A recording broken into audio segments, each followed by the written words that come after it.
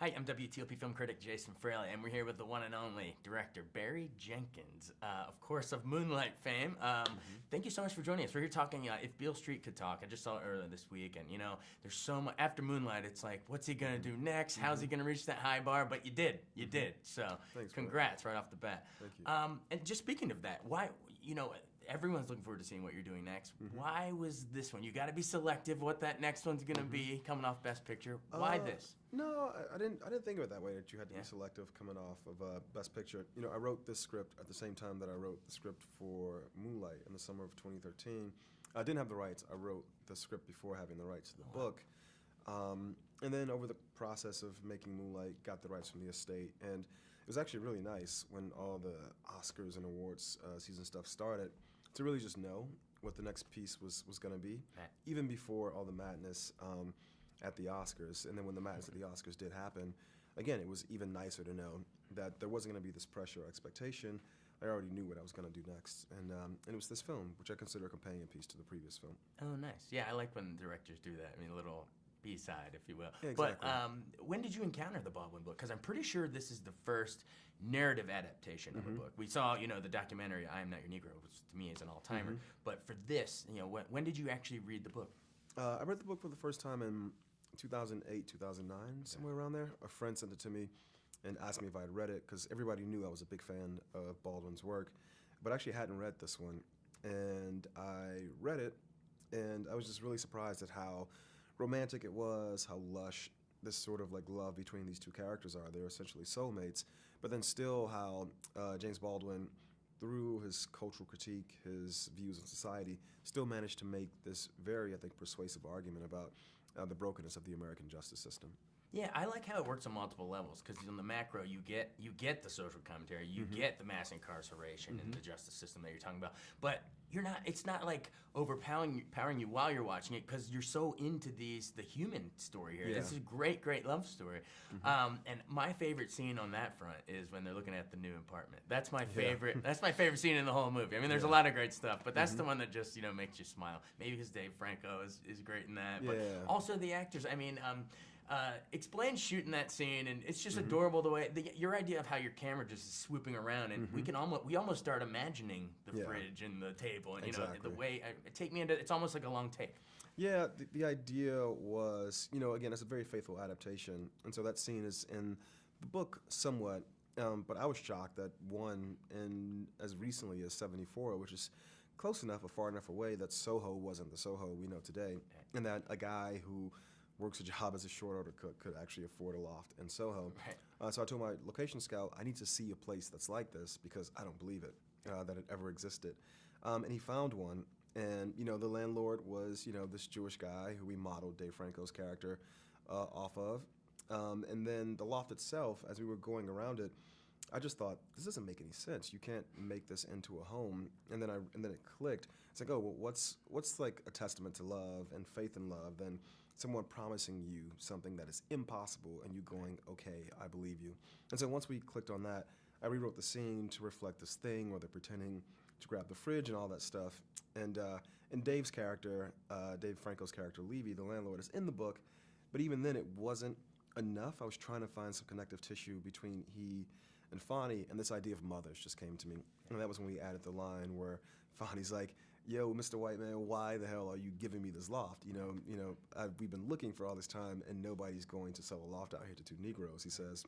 And I thought, everybody has a mother. And so the line... He says, I'm just my mother's son, right? Yes, that's the only thing that makes a difference between us and them. And you think the us and them is black and white, but really it's people who've been loved, have been nurtured, and therefore they have a very open heart, and people who maybe haven't had that opportunity, and so they have a very closed heart. So one of those nice things that just happens between location scouting and working with actors. I think it's like the line of the movie. I mean, it sums it all up. Plus, since she's an expectant mother too, I mean, it gives them the groundwork for what. See, he's always working on. Speaking of childbirth, my favorite shot from a directing level is, you know what I'm gonna say, we by a POV almost from a childbirth perspective. We shoot out of the water in the bath right into the arms there.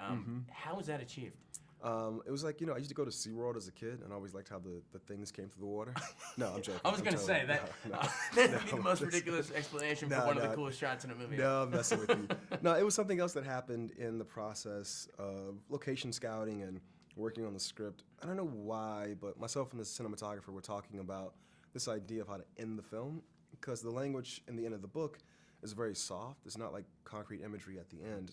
And I don't know why, but I just saw, because this woman's carrying this child the entire film, just this, I wanted to be a part of the birth, without all the messiness. Yeah. Thanks for sharing that. But, yeah. So it's a very elevated kind of depiction, and not documentary kind of depiction of a birth, but because of all the things these characters are carrying over the course of the film, it felt like something that visually spectacular was earned at that point. And yeah, it's something that, I think for women who see the film in particular, even though it's not a documentarian's depiction of a childbirth, something about it really moves them. And whose arms would you want to come into, as your first breaths in this world, other than Regina King? So. Right?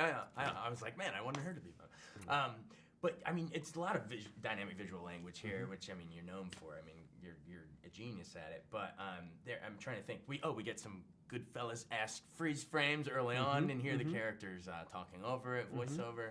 But I also love that shot when he's at the art sculpting thing and you're spinning around with the smoke, and I mean, it's just great.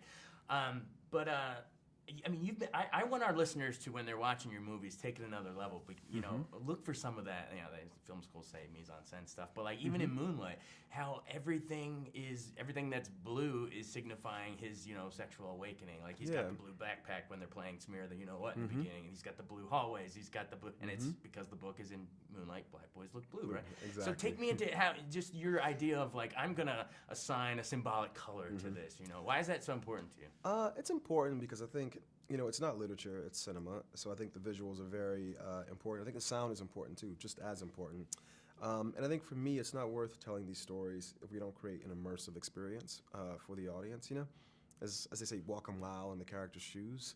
I kind of want almost, it's not virtual reality, you're not putting on a headset, but I do feel like the auditorium of a cinema is like a virtual reality headset in a certain way. The image is always in front of you and the sound is all around you.